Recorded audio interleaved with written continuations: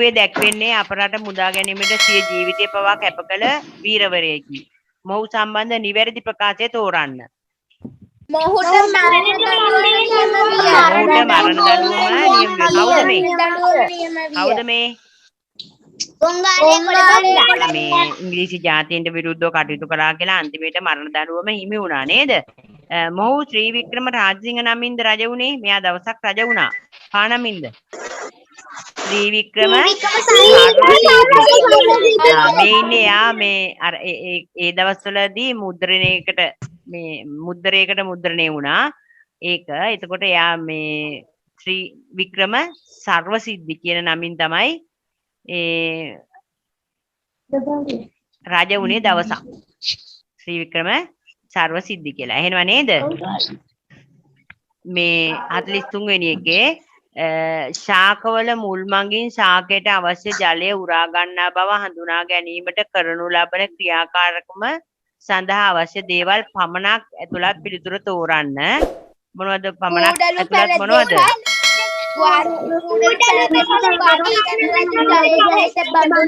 පැල දෙකක් වන්න කරන ලද ජලය සහිත බඳුනක් සාමාන්‍ය ජලය සහිත බඳුනක්. ඒ කියන්නේ දෙවෙනි පිළිතුර තමයි ඕනේ. ඔන්න බලන්නකෝ ඒක ඕගොල්ලන්ට මේ ඔකත් හතරේදී තියෙනවා.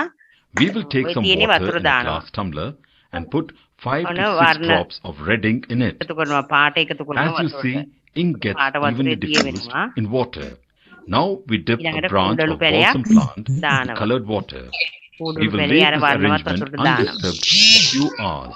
ඊට පස්සේ දවසක් විතර තියෙනකොට අර පොලේ පත්‍ර හිටන් රතු පාට වෙනවා. ඒයි මේ පාට ගාලාද? අර වර්ණේ ගැන්විලා.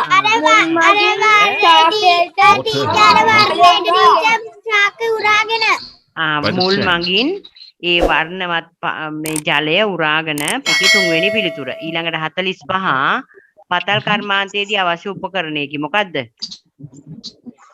ගැරුම් වට්ටිය. ගැරුම් වට්ටිය. මේ තියෙන්නේ ගැරුම් වට්ටිය.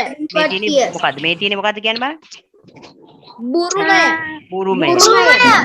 ලියක විද ගන්න භාවිතා කරන බුරුමය නේද? මේ බුරුමය මේ ගැරුම් වට්ටිය. මේ තියෙන්නේ මැණික් පතලක මේ ගැරුම් වට්ටිය. කියන්නේ පස් ටික අරන් මේ හොදනවා. එතකොට මේ මැණික් තියනවාද කියලා බලන්න.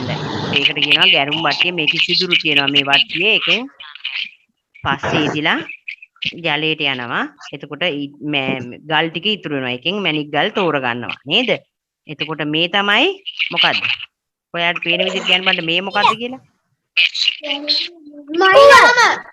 මයින්හම. මේක තමයි මයින්හම නේද? කොයිදද පාවිච්චි කරන්නේ මයින්හම? කම්මලේදී. කම්මලේ මේ තියෙන්නේ